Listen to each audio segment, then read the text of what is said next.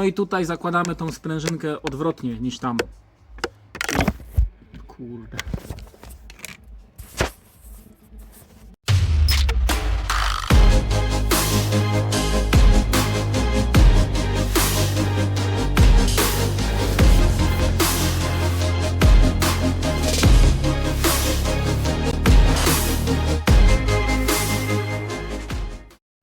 Cześć, witam kolejny raz na odcinku pod tytułem Mietas Vlog. Jak obiecałem już w poprzednich odcinkach, zajmę się na urlopie na wsi, w świątecznym urlopie na wsi, paroma sprawami związanymi z samochodem. Więc nie wiem, czy to bardziej pasuje pod projekt Czarnula. Nie, to chyba bardziej Mietas Vlog, ponieważ nie jest to gruby remont, bardziej jest to poprawianie lub naprawianie bieżących drobnych rzeczy lub grubych, ale takich drobnych. Więc dzisiaj pierwszy dzień, gdzie mogę coś zrobić, obiedzony, wypoczęty po świętach. Mówię, no jest piątek, trzeba się wziąć za samochód do garażu. Więc dzisiaj na pierwszy ogień poszedł rozrusznik. Jak wiecie, w M104, w wszystkich silnikach M104, rozrusznik jest oczywiście po tej stronie, ale niby jest dużo miejsca, ale nie do końca dużo, bo żeby szmaciarza wykręcić, może zaraz wejdę, to pokażę Wam w kanale. Żeby szmaciarza wykręcić, co już uczyniłem, trzeba troszkę się nagimnastykować, żeby sięgnąć do tych śrub. Dostępu jest trochę mało. Wiem, że rasowy mechanik zrobiłby to, wiecie, w paręnaście minut, pach. No ale wiecie, jak się nie jest mechanikiem i się ma dostęp do tylko niewielkiej ilości kluczy i tam parę tylko przejściówek i takich łamanych kluczy, no to troszkę trzeba się nawyginać. Zajęło mi to tak z godzinę, żeby kręcić. Przy okazji moim oczom ukazało się to. Na misce olejowej jest płyn od chłodnicy, ale ten płyn spływa sobie z góry. On jakby ścieka po tej tutaj, może dam trochę zooma. O, on ścieka tutaj, nawet teraz kapie. Ścieka mi tutaj po tej obudowie, na której jest przykręcony, na tym uchwycie, co jest przykręcony kompresor od klimatyzacji. I wyżej jest, nie wiem co tam jest, pompa wody, ja się nie znam na tym za bardzo, ale nawet teraz kapie, cały czas kapie ten płyn. I to jest właśnie sprawa, którą spróbuję prześledzić w następnym etapie. Ale najpierw zajmiemy się tym rozrusznikiem. Został już wyjęty i zaraz Wam coś pokażę.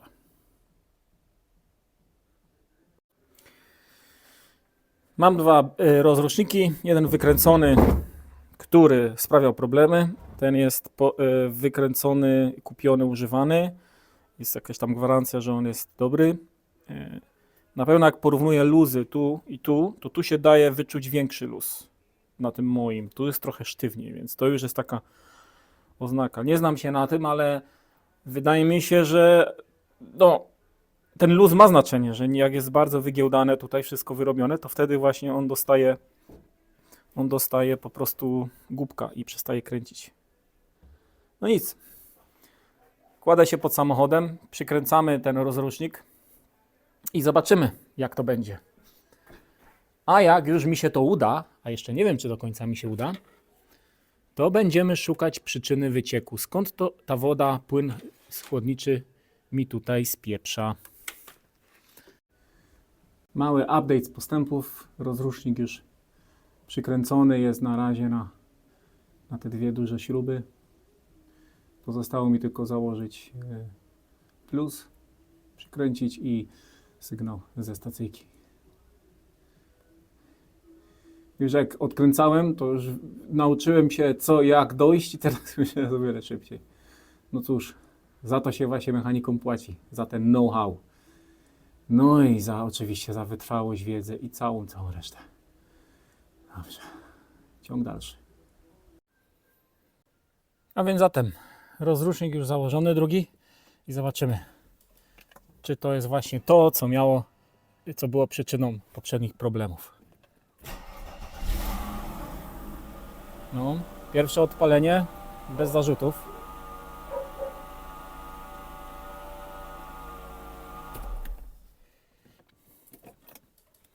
Zobaczymy teraz drugie odpalenie, jak to będzie działać.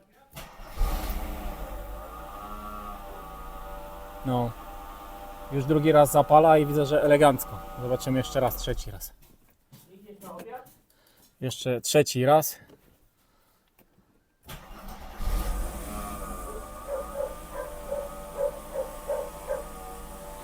Wydaje mi się, że przyczyna znaleziona. Wołają na obiad. Idę teraz jeść obiad i po obiedzie wrócę i prześledzimy jeszcze przyczynę tego wycieku. Jak widać, rozrusznik działa, jeździłem, zapalałem, wszystko jest sprawne, także jeden problem rozwiązany. Ten stary rozrusznik, który wykręciłem, dam do regeneracji i będę miał na zapasie. Jak będę widział, że coś się z tym dzieje, to zawsze sobie wtedy z powrotem go przykręcę. Pora na część kolejną.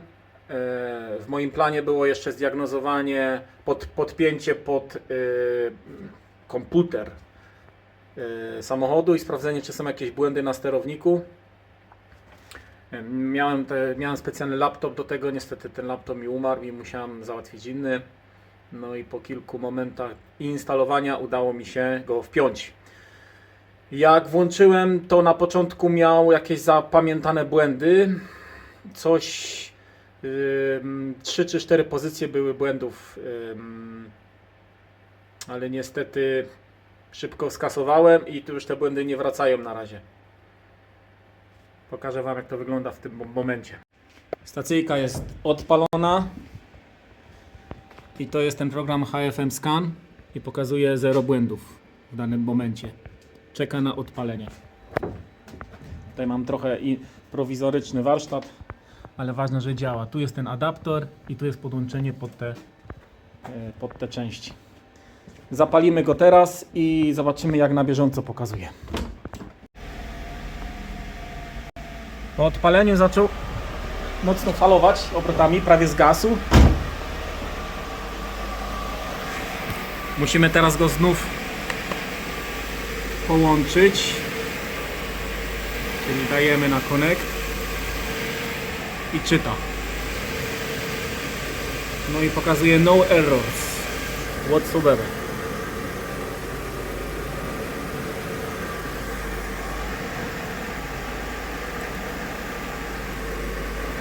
To są informacje o sterowniku, do którego się podłączył. O, to są teraz te najnowsze.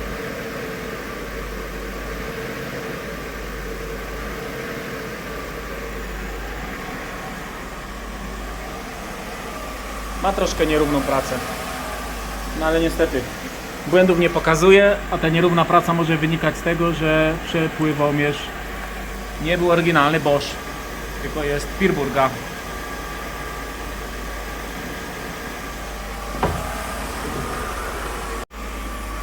Musiałem trochę otworzyć garaż, bo wiadomo, spaliny trochę duszą.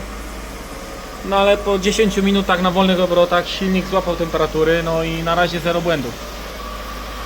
Były jakieś błędy takie zapamiętane, ale skasowałem je. No.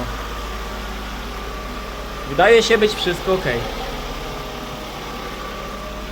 Więc co?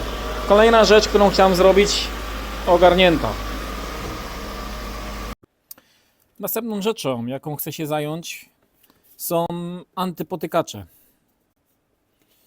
Właściciele coupé wiedzą, o co chodzi. Jest to takie zmyślne urządzenie w końcówce pasa, które po odpięciu pasa przez kierowcę odsuwa tą końcówkę do tyłu tak, aby pasażerowie z tyłu mogli wygodnie wsiąść, żeby przy wsiadaniu nie zabić się o coś takiego na przykład, nie? No i właśnie ja mam to rozebrane tutaj i chcę właśnie dzisiaj się tym zająć, żeby to sobie ładnie złożyć. Niby konstrukcja jest bardzo prosta, ale trzeba chwilę pogłówkować, żeby to ładnie sobie poskładać.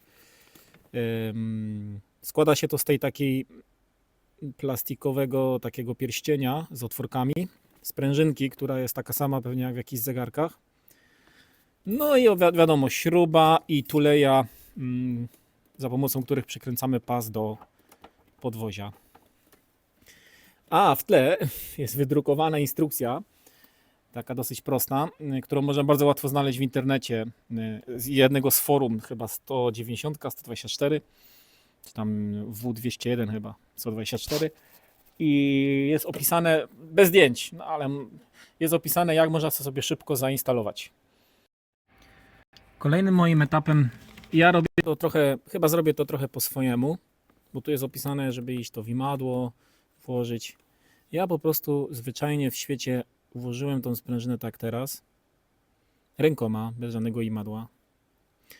Tylko sprawdziłem, żeby naciąg był do tyłu, to ta sprężynka musi być w tą stronę założona.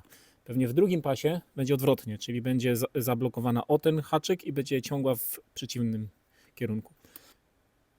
Spróbuję teraz to złożyć po swojemu, czyli przykręcę najpierw na tą tulejkę pas i tu była odwrotnie przykręcona tulejka, tak. Ona chyba ma być tak, bo tu będzie nachodziło, to będzie wchodziło w to i reszta mechanizmu będzie właśnie przez to szła. I dzięki temu tutaj jest wciąż luz, obraca się.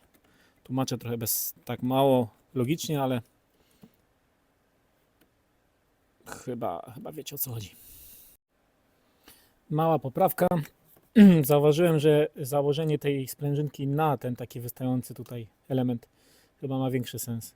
A to są tylko takie dystanse, które chyba sprawiają, żeby sprężyna swobodnie mogła się naprężać. One jakby trzymają dystans między jedną a drugą stroną obudowy. No i oczywiście uszykowałem sobie takie dwa druciki, żeby tutaj przez te otwory zablokować sobie ten pierścień, bo on jak teraz go założę, to on będzie za mało naciągał. Muszę go najpierw naciągnąć mocniej. W instrukcji napisane o pół obrotu i dopiero wtedy założyć odpowiednio. Więc to teraz zrobię. Tak już naciągniętą o 1/4 obrotu. Nawet nie, może za mało. Tak już naciągniętą sprężynkę, zablokowaną przez druty. Teraz spróbujemy nałożyć odpowiednio na tą śrubę. I zobaczymy, jak to będzie odciągać. W razie jak będzie za mało, to rozbiorę to jeszcze raz złożę. No i voilà, działa. W instrukcji również to jest napisane, żeby najpierw wsunąć tą część, a dopiero wtedy klikać, zapinać tutaj na te zatrzaski. Ktoś niestety kiedyś próbował to otworzyć chyba bez wysuwania, tylko rozpiął tu i ciągnął dalej i mam dwa wybite, ale tu mam dobre i tu jeden też mi się nie trzyma, ale drugi się trzyma, więc na szczęście te są dobre. No jakoś to działa i powiem szczerze, odciąga. Powiedzmy zapięty pas, no nie napina mi dobrze, nie? Ale mimo to zobaczcie, pas ładnie odciąga i jest to eleganckie wejście do samochodu. Także może jakiś taki śmieszny gadżecik, ale powiem Wam szczerze, jak to nie działało, to mnie to irytowało strasznie. Bo mi się nawet pas dobrze nie odciągał. A tym boczkiem i tym naciągiem pasa to jeszcze się będziemy zajmować. Na razie tylko te podpotykacze. Nawet jak pas jest taki dociągnięty, to zobaczcie, ona i tak już w jakiś sposób odciąga, więc wygodniej się wchodzi. Dobra, mission complete. No, sorry, połowa misji kompletna. A że połamane tutaj, zatrzaski tu i tu, no cóż. Na razie działa. Analogicznie do tamtej strony przechodzimy do pasażera, gdzie też jakby ten system jest prawdopodobnie rozpięty, nie jest założony. Więc rozbieram to wszystko, sprawdzam, czy wszystkie części są dobre, sprawne i składamy. Rozkręciłem, sprawdziłem wszystko, zgadza się, wszystko jest dobrze, nie popękane, nie potrzaskane. Możemy składać. Dobra, coś mi się nie chce mój telefon trzymać. Zakładamy tą sprężynkę odwrotnie niż tam, czyli tam założyłem sprężynkę tak, czyli tu będziemy musieli założyć, tak założyłem, to tu będziemy musieli założyć w tę stronę, żeby ten podajnik odciągał nam w tą stronę. No dobrze, jakoś mi się to udało troszkę naciągnąć, na tyle na ile tam z tamtej strony chciałem. Jest to trochę takie upierdliwe, ale da się. Żeby był taki, dla mnie widzę, że wystarczy, żeby to było tak naciągnięte troszkę. Nie musi być dużo. I teraz co? Przykręcę teraz śrubę do pasa i będziemy instalować. Dobrze, tu już przykręcone jest dobrze kluczem. Pas na razie chodzi luźno. I teraz spróbujemy to wszystko założyć w ten sposób. Czyli najpierw wciskamy tą stroną. Mam nadzieję, że to będzie widać. Wsuwamy. O! Wsuwamy.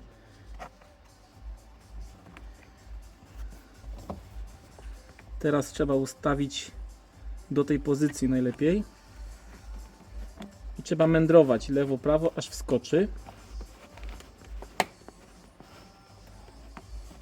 O!